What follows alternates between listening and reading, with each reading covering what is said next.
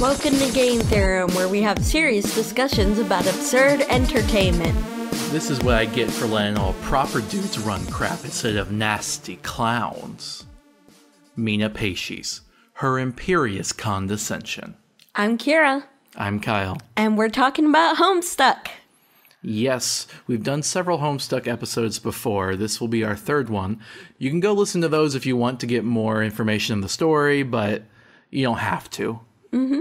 We should start off with a few trigger warnings, though.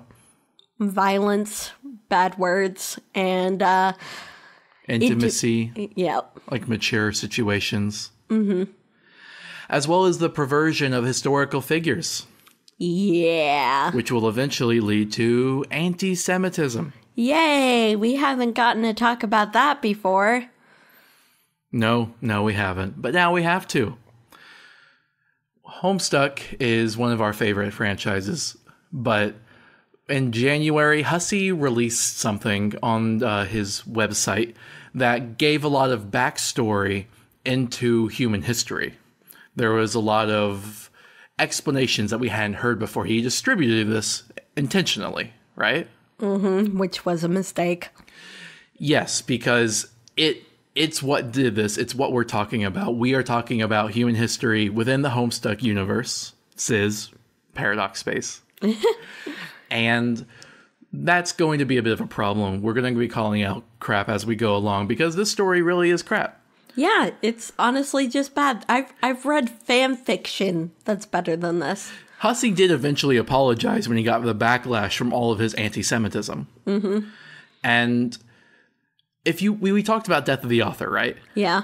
And if you believe that like the author is able to dictate and whatnot, it's like, well, this is still canon. It's not like he ever retracted it and said it wasn't. Yep, that's true. Even that's, garbage because unless it's he still out there. Exactly. Unless he writes a new one, then we have nothing to go off of. This is the history of Earth and Homestuck. Unfortunately. And it was written in line with everything. There's nothing that's really overtly contradictory except for just thematic crap. Yeah. It's chronologically consistent. Mm-hmm. So, yeah, we're going to do it, and I'm sorry about that. I should also point out that a lot of people criticized it not just for the anti-Semitism, but also because intercourse was often detailed in a way that Homestuck doesn't usually deal with. Yeah, people need to stop slut-shaming the Condess. Well, yes. I mean, she's a villain, so that can be problematic, right? Yeah, because, the trope of the villain woman being the promiscuous one. Right, but I think that's ultimately because Hussey decided to go into detail about that here. Mm-hmm. And he usually deals with underage characters, so he really can't do much of that. Right. But he had the opportunity to do that with Her Imperious Condescension because she's an adult. And so is everyone usually that she interacts with in the story. Right. So I think it would have been better if that could have been added for more characters, right? Yeah, like we see the kids as adults, which they are adults here. We need more positive representation of intercourse rather than, like you were saying, shaming characters. Mm-hmm. So it's unfortunate it was just the Condess, but hey, I mean, it's not bad for a character to have intercourse. Yeah. I mean, it's been a mature story, so as an adult, it's fine. Yeah. Also, consensual. They're fictional characters, okay? Why would you care if they sleep with people? Well, that's the problem now. We have historical figures. That's going to really muddy the waters there. Oh, yeah, that's true. Especially if a character, sleeps with another person of the same gender. Oh, they're gay? Except, were they ever gay in history? You're rewriting their identity. Yeah. That's where, it becomes a problem. It's different than just meeting a character like you would in something science fiction or like Doctor Who or something, right? Yeah. Because you can interact with that character, see what that character would do, but it's different if you're rewriting that character. I keep saying character, but I really should be using historical figure. Mm-hmm. Well, we're going to do the best we can, so why don't we get into it? Yeah, all right. All right, so we're going to be starting with one of the universes in Homestuck, the one that contains Earth. This one's called the B1 universe, okay? Mm-hmm. Mm-hmm. On April 13th, 412,997,991 years before the Common Era, Becquerel, a first Guardian, landed on Earth in the B1 universe via a meteor from a sperm session. He was an enhanced paradox clone of a dog named Haley, who wouldn't be born for millennia. It's essentially God. God is a dog on Earth. Also, you had to go first because there is no way I was saying that number. Whatever. 1800s Common Era. A female benevolent cherub alien landed on Earth. She attempted to disguise herself and eventually became known as Calamity Jane. Right, so you may be like, what's a cherub? It's essentially an alien species. It's a green skull monster that looks like an angel. Yep. So there's not many of them, so you won't have to remember that. It won't be very important. 1863, after the extinction of her species, her imperious condescension, Empress of the Trolls, came from the A2 universe and arrived in the B1 universe at the command of her new master, Lord English. So she's a troll, she's an alien, she looks humanoid, but there's some differences. And her master that she's enslaved to, Lord English, he's another cherub. And he's the big bad boss of the Homestuck series as a whole. Yep. And I should mention that she's immortal, sort of. I mean, she doesn't age. Yep. So it's going to come up, but she is very quintessentially attractive on a conventional level for women on Earth society. Yeah. She has, a slender hourglass body and breasts, so... And, like, ankle-length hair. I don't think that's usually considered... I mean, okay. I mean, women are usually told to grow out their hair and have long hair. But not that long. True, but nevertheless, it's long. All right, so who's next? Your turn? Yep. The Condas killed and ate many settlers and Native Americans before she attracted the attention of Calamity Jane, who beat her up.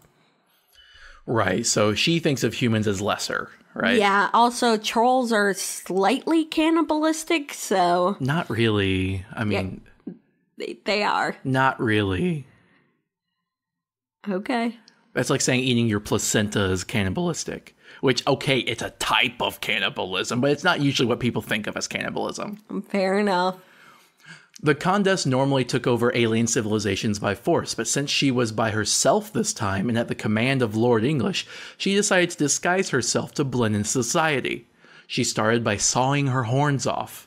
She's the last of her kind, Mm-hmm. In 1864, the Condas settled down in Centralia, Missouri, which soon became a battlefield in the American Civil War. She killed Union and Confederate soldiers alike.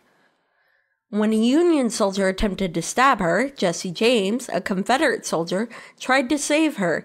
He became infatuated with her, and she decided to have him be her loyal human right-hand man.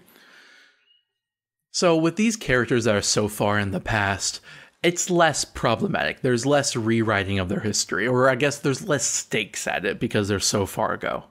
This will not be a trend that holds. It will get worse than this. Yeah. As we can see with her befriending a Confederate slaver. Mm-hmm. Or supporter of slavery. She's an evil tyrant, so it makes sense that she'd support the Confederacy. I'll give that, but I still feel like it should be parodies or satires of actual characters rather than putting actual historical figures and rewriting their history. It will get worse. Mm-hmm. Jesse and his...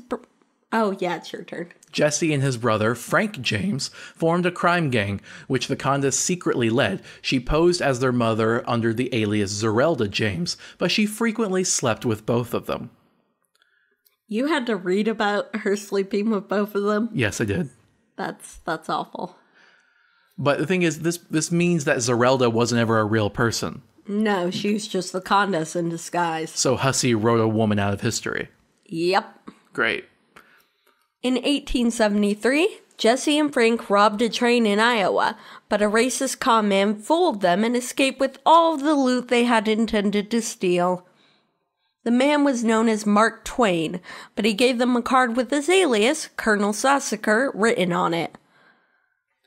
So this is part of the problem as well. Colonel Sassacre was supposed to be a parody of Mark Twain. That's how he appeared in the story. Yeah, he was supposed to be a fictional character. Yes, but I mean, he was obviously like Mark Twain, right? But he wasn't Mark Twain himself. But now he is Mark Twain. Exactly. He decided to retcon that and be like, oh, no, he was Mark Twain all along. Really? Yeah. Anyway, it gets worse. The Condess was disappointed in Jessie and Frank, and she had also meanwhile enthusiastically begun learning human-style baking. Yay. In 1876, Jessie and Frank robbed a bank, but Calamity intervened and stopped them. The entire gang, aside from the Condess, was locked up in jail. The Condess broke into the jail and killed Jessie and Frank due to her rage and disappointment in them. She cut Jessie's head as a memento. The Condess changed her alias to Betty Crocker, and she created a baking company named Crocker Corp. She became wealthy through many illicit enterprises that she laundered through Crocker Corp. Her only legitimate venture was her incredibly successful baking products that she sold. So this I think was also good. I thought this was actually really clever, using Betty Crocker. Yeah, because Betty Crocker was never a real person. Exactly. It was making one character be another, one that existed in the real world. So it felt more conspiratorial that there was this like corporation using a character that was actually the face of a fictional. Complicated, okay, I get it, but it's not like they made her a real person. Yep. In 1881, the Condess established a business partnership with Sassacre and moved to Connecticut. She maintained a platonic relation with him, as she decided it would be best not to sleep with humans anymore. He spent most of his time drunk, but he became known as an intellectual at her behest. So I don't know much about Mark Twain, so I don't know whether that's problematic or not. Whether he was an alcoholic or whatever. Yeah, I know he was a racist, so that checks out. So that's a true interpretation. The thing with Colonel Sassacre, though, was that the Homestuck comic had actually established that he was like the one human that Betty Crocker, a.e. the Condess, fell for. Oh, yeah. Yet it says that she had a platonic relationship with him. Yeah, this retcons that and says, oh, no, she slept with many humans, but never him. Also, it's her platonic husband. Are you kidding me? Yeah. Also, it says that she decided it would be best not to sleep with humans anymore. She will again. Yeah, just exactly. Not him. Okay, so in 1889, the Condess established Sassacre as the figurehead founder of another company, Skynet Systems Incorporated. She ordered him to use the company to become a global operation under the charade of advancing the scientific enlightenment of humanity. Sassacre established a foundation, the Distinguished Gentlemen's League of Intellectuals and Luminaries. He sought out racist men throughout Europe to be the public faces of his foundation and take credit for the technologies of Skynet. Skynet became a technology laundering company that reverse-engineered technology obtained from the Condess and mined from meteors from Spurb sessions. They would then release the technology slowly, one invention at a time, at a rate humanity would believe. So this is undermining basically every inventor of that era. Of the last 200 years, which is completely insulting, not just to humanity, but all of those inventors or other pioneers of science. Yeah, exactly. 1895, Sassacre expanded Skynet throughout Europe and eventually owned a network of patent offices. He met Albert Einstein and enlisted him as his protege. Sassacre taught him everything he knew, and Einstein helped Skynet's expansion. Einstein's in the story now. Sure, this will go great. Yeah. In the 1890s, Calamity created a competing banking company and changed her alias to Little Debbie. She also created and funded an underground guild based on troll culture, starting with her training the slapstick performer Fred Carno in lethal arts of combat and comedic performance. He led the guild under the name of Carno's Army, which would train young orphans into vaudeville assassins that led double lives as exalted performers and assassins of historical figures. This is based on the troll culture's laugh assassins or laugh assassins. Yeah, so it makes some sense, I guess. which were comedic assassins. In 1896, Harry Houdini was Carnot's protege, and he began investigating Crocker Corp and Skynet. He sabotaged them by disappearing various assets. In retaliation, Sassacre told Einstein to tail Houdini. Einstein conned Houdini into hiring him to take care of the orphans in Carnot's army. Two of the most promising orphans in Carnot's army were Charlie Chaplin and Stan Laurel. The most disappointing orphan was Adolf Hitler, who is the only one who realized Einstein was an infiltrator. Hitler's anti-Semitism escalated, and he tormented Einstein constantly. Yeah, this is where it starts. If you have Adolf Hitler as a character, you need to think carefully about how you're going to represent that to not be problematic. Yeah, exactly. You have to be very careful with that, and he was not. Yeah, you don't want to justify him, and you don't want to trivialize him. We'll get into that. Yep. Hitler and Einstein got into a brutal fight one day, and Chaplin broke the fight up. Einstein quit the job and returned to the Countess to tell her what he had learned of Carnot's army. In 1903, Sassacre demoted Einstein and had him work at a Skynet patent office, filing patents for launder technology. Sassacre had Einstein take credit for many of Skynet's scientific breakthroughs for the charade.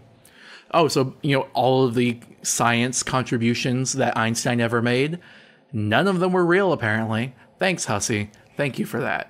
Yeah, I don't like that. That's really undermining a Jewish man's legacy. Einstein was Jewish, right? Yeah. Okay.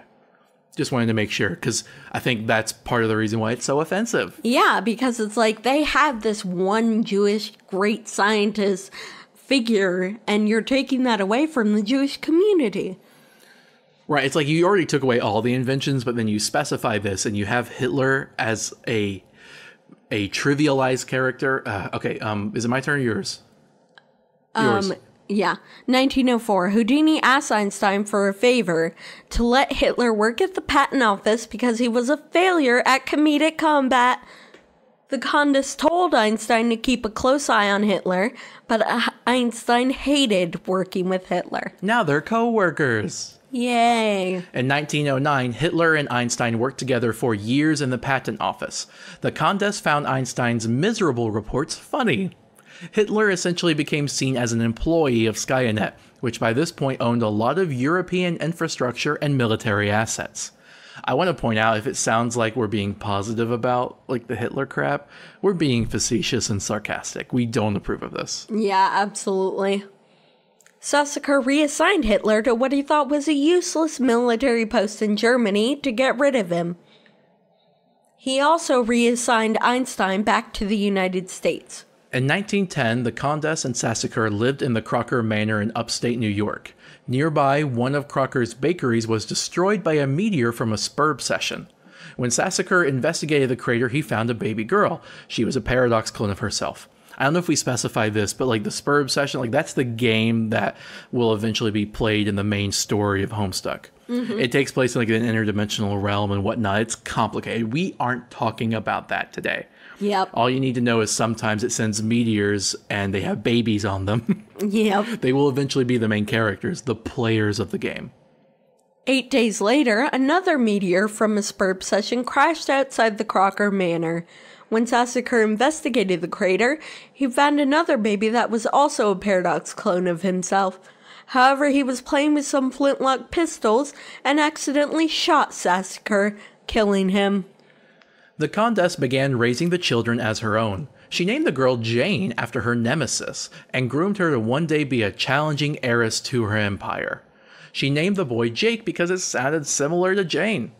Since Jake had just killed Sassacre, she felt he inherited the ownership of Skya. She gave Skya to him, but she had Einstein manage the company in the meantime. So, she came from a culture where you're supposed to groom your heiress, but the heiress is supposed to challenge you. And kill you. Or you kill her. Yep. So, whatever. Weird. I mean, violent culture, I guess. Very violent. Yes. 1910s. During World War I, Houdini rose to become the supreme master of Carnot's army.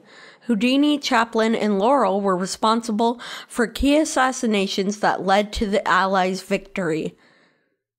Einstein moved Hitler around to various German military positions during the war, hoping he would be killed, but Hitler survived. 1923. Jake had a pet dog named Haley, and he ran away from the Countess with his dog to pursue his dream for adventure. The Countess let him go, as she was more concerned with Jane, but she planned to recapture him someday. Jake took his dog's name as his last name, but his speech impediment led people to think his name was Jake Harley. Chaplin succeeded Houdini as the Supreme Master, and Laurel was his loyal understudy. Laurel was his loyal. Laurel was loyal. They continued to investigate Cropper Corp and discovered Einstein's involvement. Chaplin told Laurel to infiltrate Skynet as a double agent and pretend to be a defector. Chaplin invited Jake to a show where he witnessed Chaplin and Laurel having a fake fight. Chaplin manipulated Jake to report this to Einstein. Einstein invited Laurel for an interview for Skynet. Laurel went to the Crocker Manor where he met Jane. She flirted with him, which made him uncomfortable. The Countess wasn't impressed with him, but he became infatuated with her. To keep the ruse going, he found a new comedy partner named Oliver Hardy, who was unaffiliated with Carnot's army. The thing with Jane is like, okay, I mean, she's a fictional character, but she's at least an adult by this point, despite the fact that you usually see her as a kid in the main story. Yep. But she's an adult, so whatever. She wants to be with Laurel, okay. 1926. Hitler encountered Houdini in a hotel by chance. They had an altercation, and Hitler killed Houdini. Because that's totally the way he died. No, it's not. Chaplin monitored Jake for a while, but eventually he and Jake engaged in a romantic affair and slept together often. If Chaplin was gay, that's great representation. If he wasn't, that's rewriting his orientation. Yep. Also, it's the only gay interaction in this entire story. Homestuck's usually really progressive about orientation and coupling, you know? But the Countess seems pretty hetero. Which is strange considering that the Countess was supposed to be bi like most trolls. We've seen an alternate timeline version of her that was actually with a woman once. Yeah, exactly. But why is it that she's only with men when she's on Earth? That doesn't make any sense. Unless, I don't know, maybe troll female genitalia is only compatible with male human genitalia? Despite the fact that troll female genitalia are compatible with any troll genitalia because trolls can reproduce even if they're gay. I don't know. We don't know enough about troll biology to know that for sure. Tune in for the next Homestuck episode where we talk about troll reproduction and history. 1927, the Countess took Jane to see a movie starring Laurel and Hardy, and it was the funniest movie the Countess had ever seen. She took Jane there to the movie. She thought it was funny, and that's really surprising for the Countess, right? Yeah, because she doesn't laugh at anything except other people's pain. She told Jane to invite them over. Jane called Laurel and told them to bring Hardy. The Countess decided to hire Laurel and Hardy, much like she had with the James brothers long ago, to do her personal dirty work. However, she only let Laurel do the physical labor. She kept Hardy as her personal sex slave. So that's not consensual. Yeah. And it's a real person. You're ruining their life. Yep. Great. And she said that she doesn't think she should sleep with humans anymore. Then but now she has a personal sex slave. Great writing, Hussy. 1931. Einstein handed Skynet over to Jake when he became 21 years old. Jake was a hands-on owner of the company, but he didn't realize the Countess was the true owner of the company. She continued to manipulate the company without his knowledge. 1933. Hitler became a huge problem for Skynet and had a lot of power in the German military. President von Hindenburg of Germany asked Jake, as the owner of Skynet, about what should be done with Hitler. Jake suggested to just give Hitler a fake title to satisfy him. Jake and Hindenburg faked an election to make Hitler the Chancellor of Nazi Germany. So now Jake, who's one of the main beloved characters of Homestuck, is a Nazi sympathizer. Yep, he said Hitler should be the chancellor. Like, I can't believe you did that to your own character. You thought that'd be funny? No, it's terrible. Jake is terrible. Yeah, honestly, people who say that, oh, you just don't understand Hussey's humor or writing, you need to go back and read Homestuck and, like... That's gatekeeping and moving the goalpost. Yeah, and it's also saying that that could possibly be as offensive as this, which it never was. What was offensive? Like, his other writing was never as this offensive. No, definitely not. And even if it was, that makes that writing bad. Yeah, exactly. That's not an excuse. It's bad because Jake says to give the title to him to satisfy him. That's called Nazi appeasement. And that is one of the most shameful things of the 1930s in human history. Yeah. That all the other countries were just appeasing Nazi Germany when they could have stopped it. Mm-hmm. And that's what Jake does. It gets worse. Laurel switched his allegiances to the Condés, so he's evil now, who continued to sleep with Hardy loudly and aggressively. Hardy became increasingly miserable, obviously. Laurel's betrayal hurt Chaplin, who was also recovering from Jake leaving him. Carno's army crumbled. Laurel also finally succumbed to Jane's flirtations, and they slept together in a passive-aggressive act of rebellion against the Condés. Which, I mean, okay, that's totally in Jane's character. I could totally see her doing that. Yep. With Carno's army disbanded, Calamity's baking syndicate became defunct, and so she lacked the power to stop the growing injustice in the world. So Calamity's not going to be able to prevent any coming world wars and etc. because she's had all of her power taken from her. By the Condés. In 1942, Jake engrossed himself in archaeology, exploring spurb ruins and meteor sites to plunder, to the point of abandoning his leadership of Skynet and flagrantly ignoring World War II. While on expedition in Kansas, he slept with Madeline Dunham and sired an illegitimate child with her named Anne Harley. Jake took custody of Anne and went on many adventures with her, though she grew to dislike him. Madeline Dunham is a real person. This will come up again later. Mm-hmm. Also, Jake is literally just ignoring World War II. Yeah, even though he has the influence and power to do something about it. See, you can't half kill someone. Somebody wants to kill someone, you either help them do it or you stop them. There is no middle ground. And that's true of genocide as well. There's no neutrality. Exactly. If you're neutral, then you have chosen the side of the killer, the side of the oppressor. Exactly. You've chosen to let Nazi Germany do their thing. And Jake had the power as the CEO of the largest company in the world to stop that. And didn't. No, he decided to go have a new child and go in the Pacific Ocean having fun. Mm-hmm. Please. Okay, you might want to step back and shout for this next line. Hitler commits the Holocaust to spite Einstein. Yep. 1945. Hitler taunted Einstein by saying he could end the Holocaust if he revealed that his scientific breakthroughs were a ruse and that he was a fraud. Einstein faked being a pacifist and never told anyone out of shame? Are you kidding me? And according to the story, he was a fraud. According to the story, Einstein didn't make anything, and if he just revealed that, he could have stopped the Holocaust. Are you kidding me? You are putting the entire blame of the Holocaust, moving it from Hitler's shoulders onto Einstein. Yeah, and I don't care what people say is, oh, you're victim blaming because you're the one saying it was Einstein's fault. The story tells you that. Yeah, and the story tells you that Einstein's complicit. Like, it tells you that it was his fault that it continued. So I don't care what you say about, oh, Hitler was evil. Of course Einstein wouldn't do that because Hitler would just go back on it or whatever. Like, what? I mean, it's problematic because you think, okay, I could see what Hussey was trying to do. He was trying to trivialize Hitler and think that was progressive. Like, oh, well, I'm portraying Hitler as an idiot and a person who does bad things because he's an idiot. So that's progressive, right? No, it's regressive because, yes, Hitler was evil.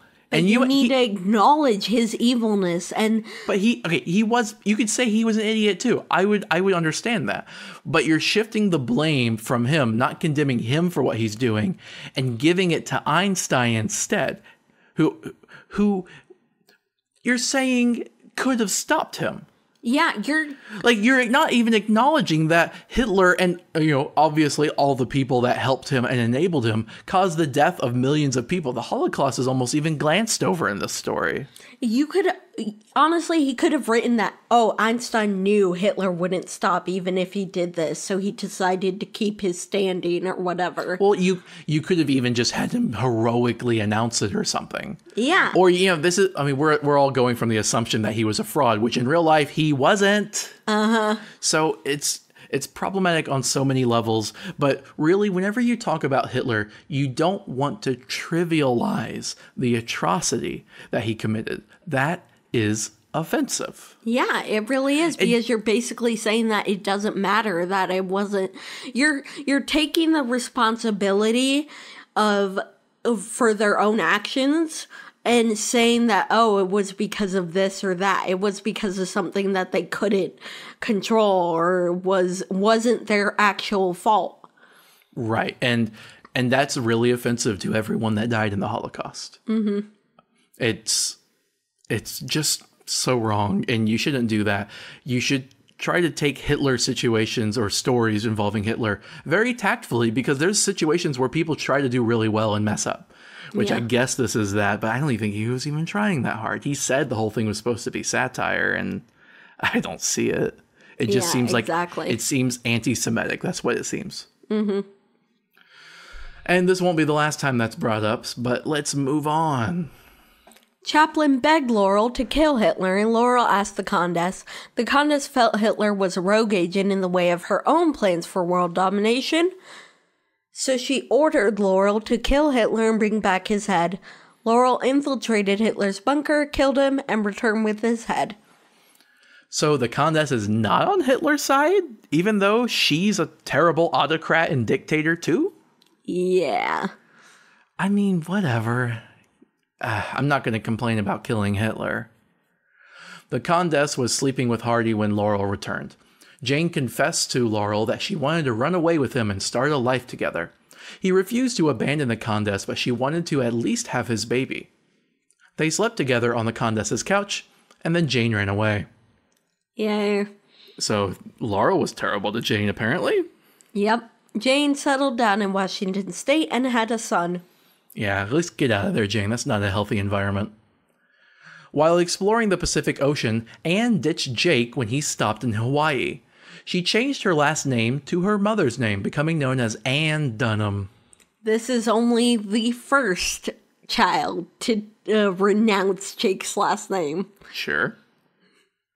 1952, Jake remarried with a woman previously with the last name Anderson and sired a child with her. He took both of them on his adventures, effectively replacing Anne. 1955, Chaplin broke into Einstein's place and killed him in retribution for his complicity in the Holocaust. This is what I was talking about, where it explicitly says that he was complicit. Demeaning one of the most advanced scientific minds of our era. Mm-hmm. He wasn't perfect, but he wasn't a Nazi sympathizer. He was the opposite of that. Yep. 1957, Hardy hung himself to free himself of the Countess's torment. Laurel was angry with the Countess, but they both grieved his death together. Oh, she had a shred of humanity to her, please. Mm-hmm.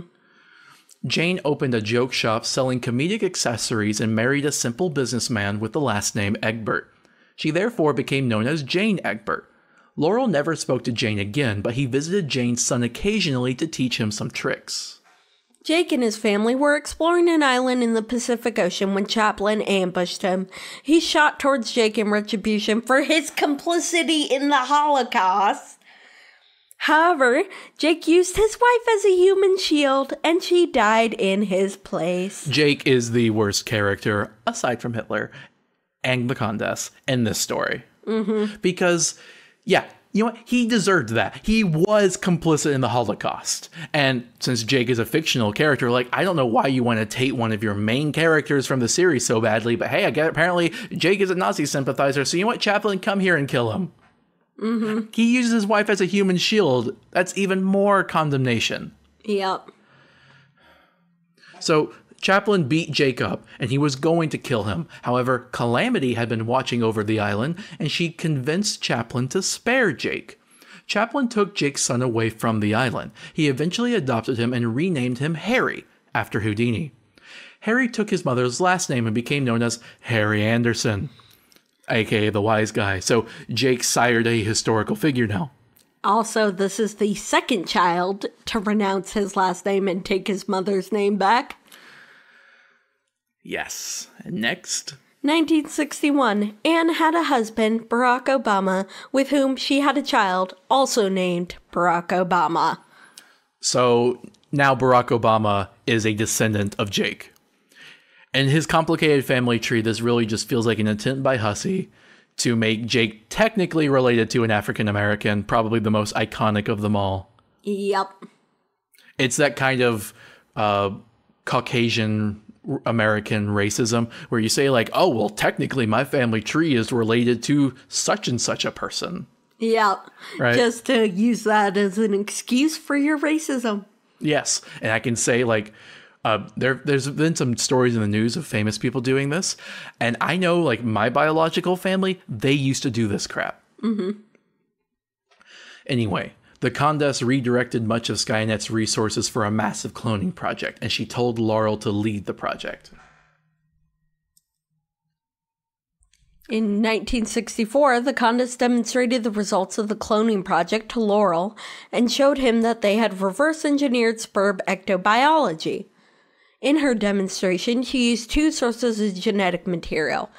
The Condess used the severed head of Jesse and several gallons of sperm that she collected from Hardy. The ectobiology lab acquired genetic material from both sources and created a cloned baby out of them. I mean, that sounds really disturbing. I don't like the whole slave situation. I could have gotten consent also because it was a real person, so all that's bad. Yep. But if you know troll biology, it should have been a bucket when you think about it. Yep. We'll cover that later. Well, in another episode maybe about how troll biology works. The Condess claimed she had combined men she had known in her life to create the perfect heiress to rule Earth when she was done with it, and to replace her failed heiress Jane. She decided to name the clone after Pfeffery, the last troll heiress that she never had the chance to personally kill. However, since the clone was male, she named him Guy Pfeffery, but she misremembered his name as Guy Fieri. Yeah. So I don't know too much about Guy Fieri, but I tried researching him, and everything I could find did say he's a pretty terrible person. But I still feel like this falls under the corrupting his legacy kind of thing. Because it's saying that what all the bad things he did weren't his fault. They were the fault of the fact that he was an evil clone.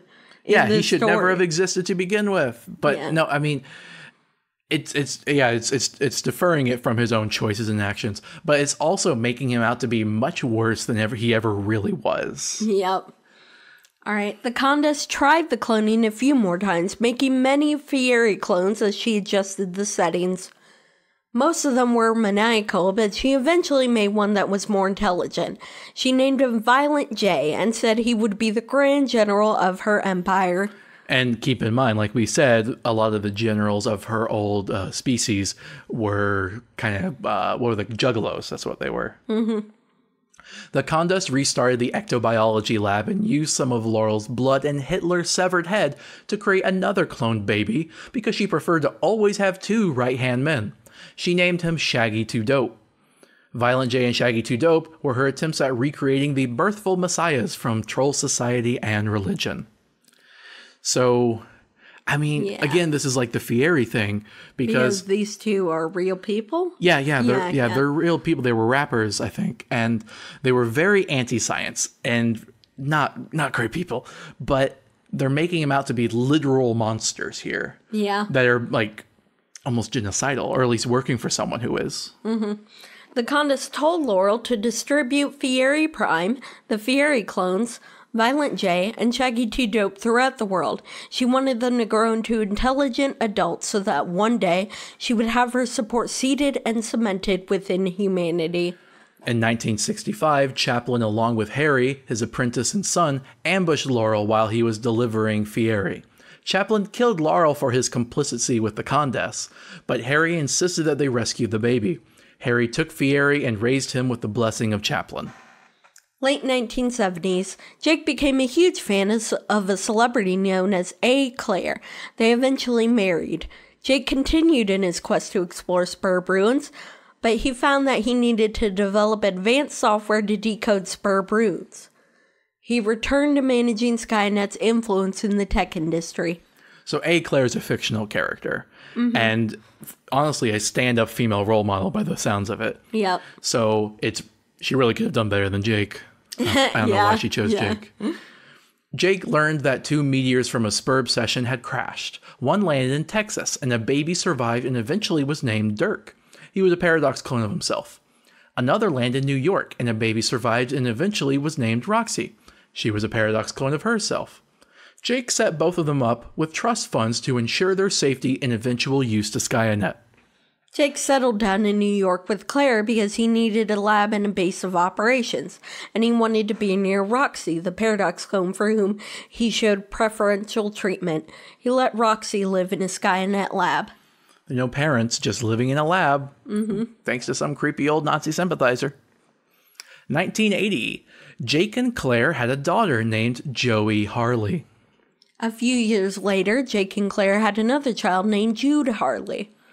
1984, Claire mysteriously died. They don't ever say how, and I don't trust Jake. Yeah, I wouldn't trust that he had nothing to do with her death. Jake never told Joey or Jude how she died, and he became increasingly distant from them.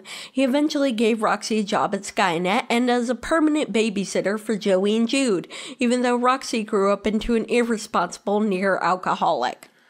Jake eventually abandoned Joey and Jude altogether when he found the island in the Pacific Ocean where Becquerel had landed. He had Skynet build a lab there for him to live permanently. Joey felt incredibly betrayed and changed her last name to her mother's, becoming known as Joey Claire. So we had Anne Harley changed to Anne Dunham, Harry Harley changed to Harry Anderson, right? Uh-huh. And then Joey Harley changed to Joey Claire. That's 3 children now. Yep. Didn't he have a 4th one? Yeah, Jude. Jude's the only one who kept Harley. Yep. 1994. Some ectobiologically Come on, you can do it. Ectobiologically created monsters attacked Joey and Jude one day. In an effort to escape, Joey activated a cherub portal that her parents had found. It opened a portal that made her swap places with its corresponding cherub portal in another universe. Joey swapped places with a troll named Tetrarch Damek and became trapped on the Condes's homeworld prior to its destruction. So this is the plot of Hive Swap, the video game that's based on Homestuck. And it has some of her backstory in it. Yes. And the thing, though, like, it's unfortunate the Condes never knew that there was actually a troll for a little while living on Earth. She probably would have, tried to capture him, but she never knew. She never knew that. So on December 1st, 1995, a meteor from a Spurb session crashed into Jake's island. Jake adopted the baby that came with it and named her Jade. She called him Grandpa. His 5th child now. Yep. December 3rd, 1995. A meteor from a Spurb session crashed in Texas. Dirk adopted the baby that came with it and named him Dave. Dave called him Bro. December 4th, 1995. A meteor from a Spurb session crashed in New York. Roxy adopted the baby that came with it and named her Rose. Rose called her Mom. April 13, 1996. A meteor from a Spurb session crashed in Jane's shop in Washington, killing her. Her son adopted the baby that came with it and named him John. John called him Dad and thought of Jane as his deceased Nana. Jake let Jade play with a gun one day because that always worked out well. But she accidentally shot herself. Fortunately, Becquerel used his first Guardian powers to relocate the bullet elsewhere, and it killed Jake instead. Yay. Becquerel then raised Jade himself, even though he was an omnipotent dog? I mean, at least he's omnipotent. Yes, if you're going to be raised by a dog, at least have it be a god dog. Yes. April 13, 2009. John, Rose, Dave, and Jade launched the game of Spurb, which brought the world to ruin as it was pelted with meteors into a sandy wasteland. The Countess was beckoned by her master, Lord English, to escape this universe. He considered this a trial run and demanded that she come to rule the next universe. To escape, she used her spaceship to go through the sky and defense portals that were shooting meteors. President Barack Obama used all the resources of the United States military to escape on a shuttle into a sky and defense portal as well, presumably with a small group of survivors. Hussey really tried to write it like he was selfishly escaping. Not because of racism or anything. April 13th, 2422, exiled Carapacians from the Spurb session attempted to recolonize the ruins of Earth. However, Bec Noir, that session's ultimate boss, destroyed the universe.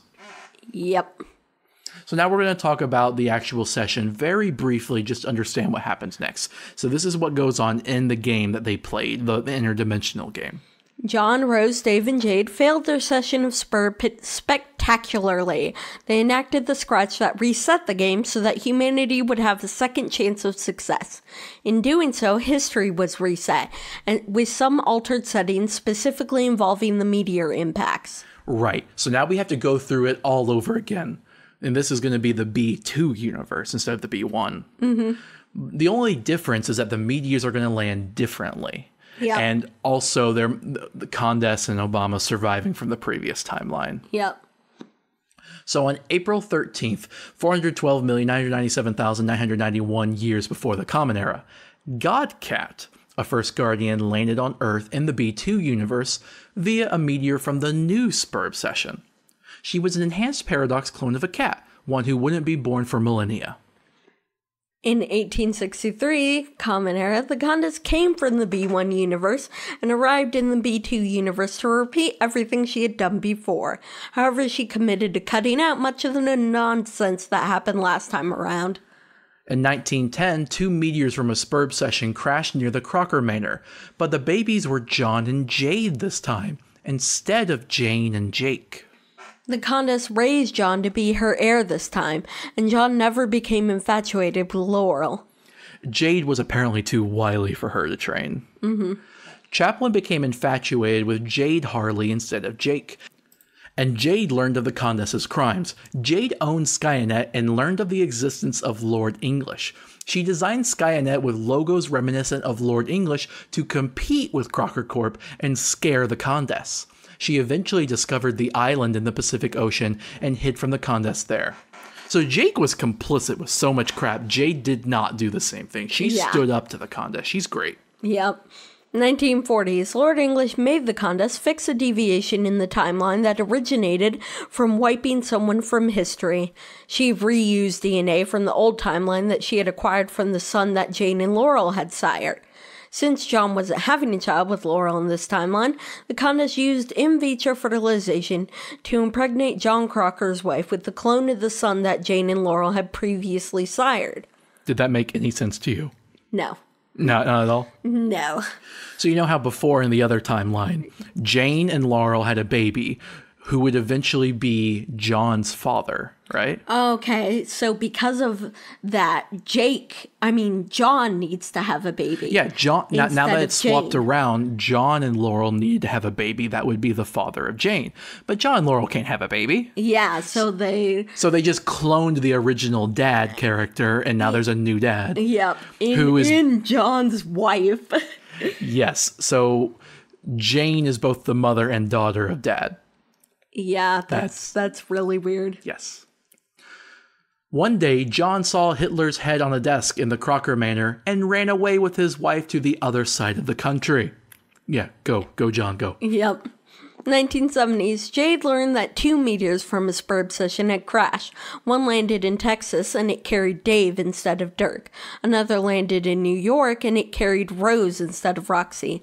Jade set both of them up with trust funds to ensure their safety and eventual use to Skynet.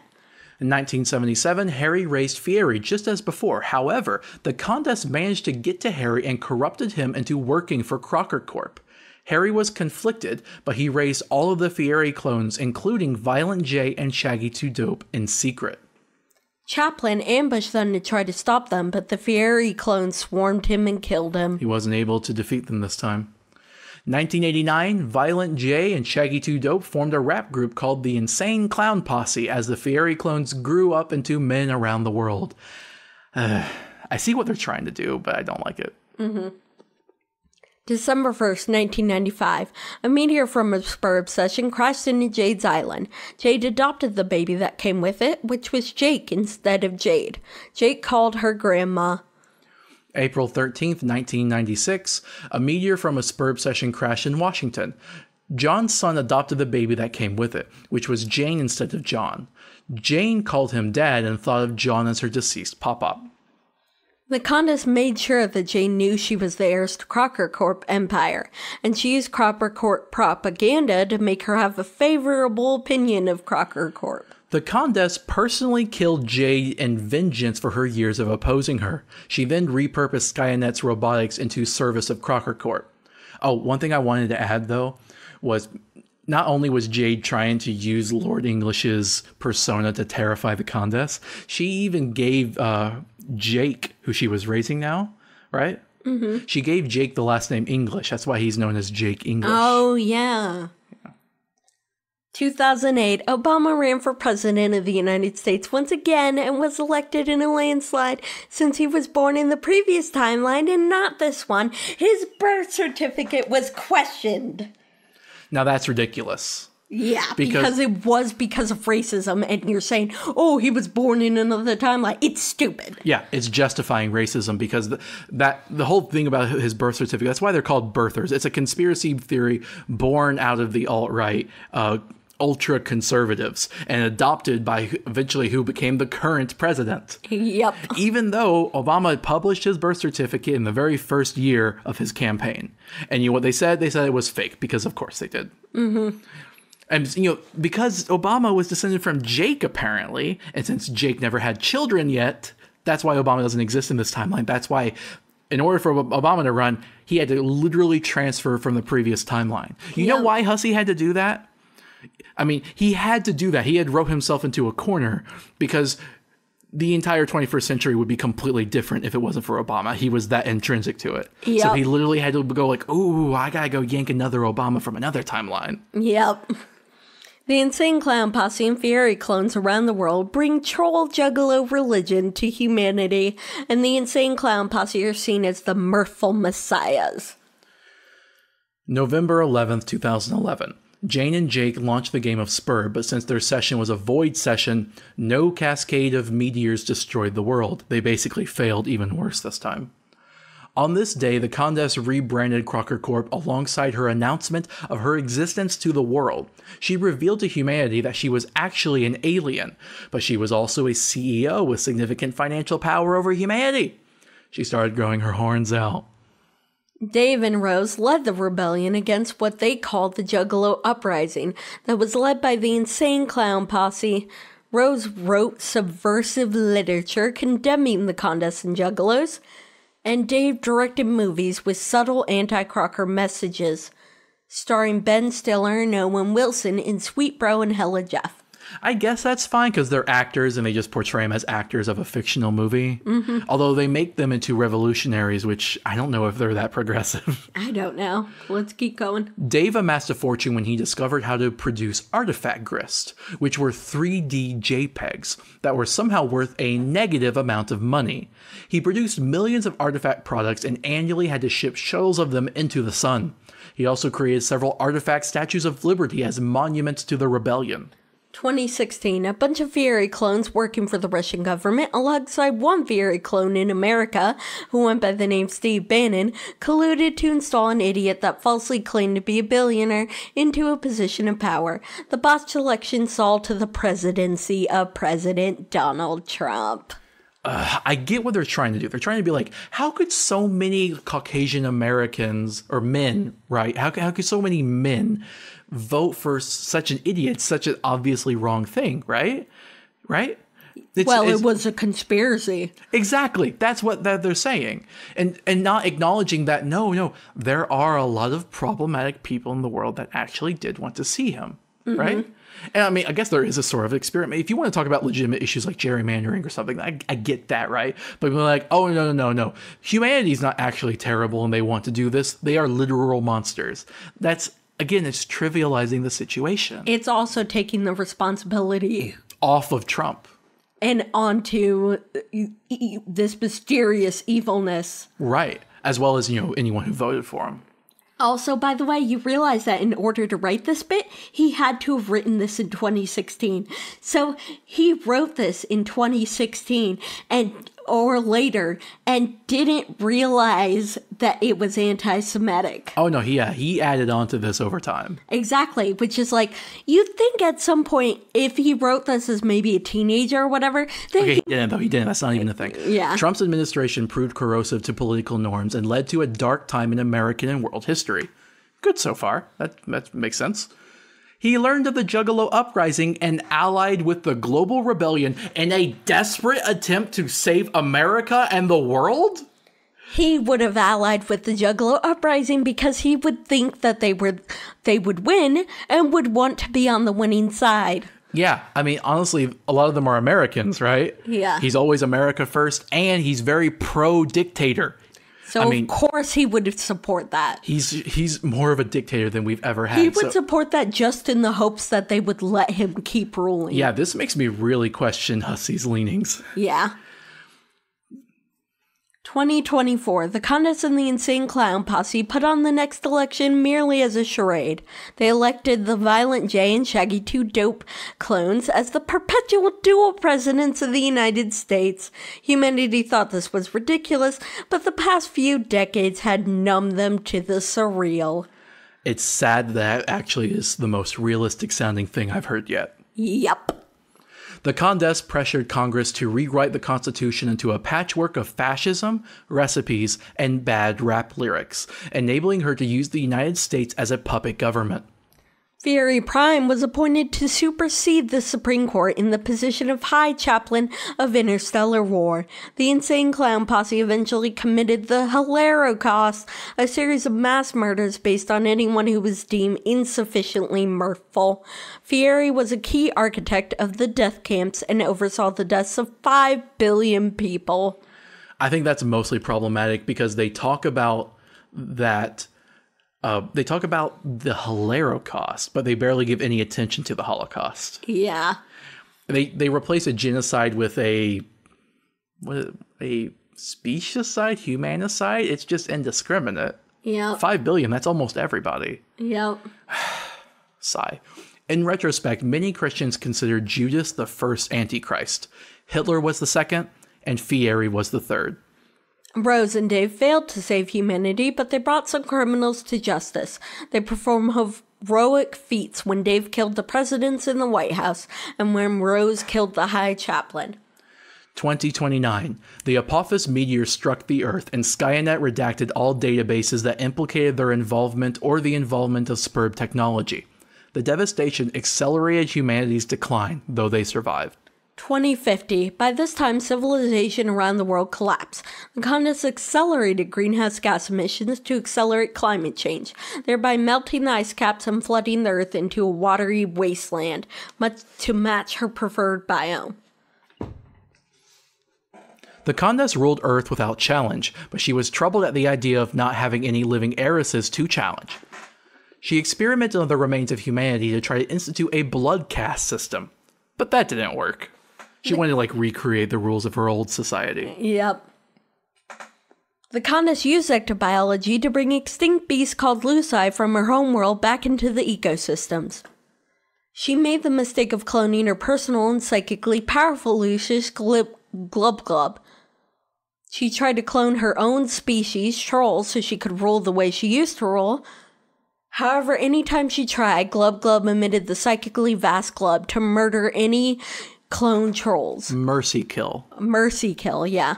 The Condes found she couldn't kill Glub Glub either. She was stuck with her. When humanity became extinct, the Condes set up teleporters to let her go back and forth between the flooded Earth and the Spurb session at will. She abducted hundreds or thousands of Carapacians from the planets there and established Carapacian colonies on Earth so she'd have some people to rule. The Condessa waited 2 last meters from her spurb session to crash. While she waited, she recreated the drones from her homeworld using Cropper Corp robotics.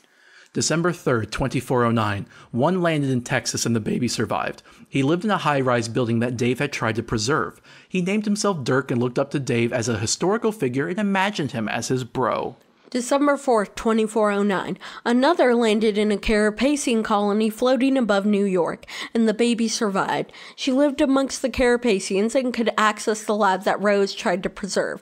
She named herself Roxy and looked up to Rose as a historical figure and imagined her as her mom. The Condess allowed Roxy and Dirk to live because she needed them to launch Spurb so that she could enter the Spurb session for good. November 11, 2424. The Condess sent drones after Roxy and Dirk to hurry them up and convince them to launch Spurb. They did so and entered the session. The Condess followed them and entered the session as well, leaving Earth behind. Eventually, the Condess used a god-tier slave she met in the session to shrink Earth down and take it with her. Even though Earth was gone, Bec Noir still destroyed all iterations of the B universe. And there we go. That is the story of Earth. Both of them. Yep. So, yeah, next time maybe we can talk about troll history, Alternia, where the Condess came from. That'd be fun, right? Yeah. But we like to talk more and criticize all this whole terrible story right now, give our own thoughts and opinions, but we did that throughout the whole thing. Yeah. Sorry if we were a little touchy. You know what? Not sorry. Anti-Semitism is bad, and we're calling you out on it, Hussy. Also, fair amount of racism in there. I noticed that Obama and Trump crap, okay? Yeah, me too. Yeah. All right. High five on calling crap out. Okay, check out our Patreon. Bye. Bye.